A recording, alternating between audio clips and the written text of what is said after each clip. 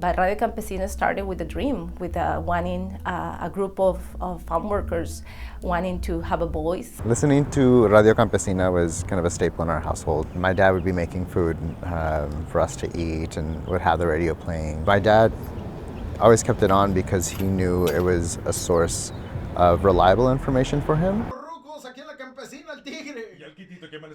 Pues es que así amanece uno, fresco como una lechuga, la verdad, escuchando a los chavorrucos. Quitito, la importancia de saber si nos...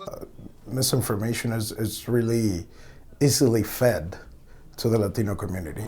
My mom and my dad tend to see anything on their phone and they're like, oh, it's true, and I'll share it. We got pictures in the last election where the mail was being picked up, the mailboxes was being picked up from different parts of the city.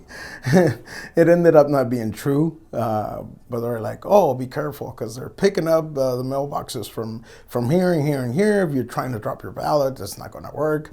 We see anything from folks saying to not mail in ballots because the U.S. Postal Service isn't safe, anything from why vote, it doesn't matter anyway, but then those same folks are telling English speakers that they should absolutely vote. We recently started doing the misinformation and disinformation work after the 2022 elections and seeing how much confusion, primarily by candidates who didn't win their elections, and how much information they were putting out there and trying to create distrust in our very strong electoral system here in Arizona. I'm glad that Radio Campesina is tackling mis and disinformation for this election cycle, in particular because there's a high need.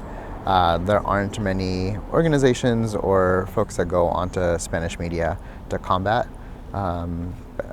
misinformation or disinformation. Don't think everything that is out there in the social media is true. Go and question them. You have the right to question what you see every day.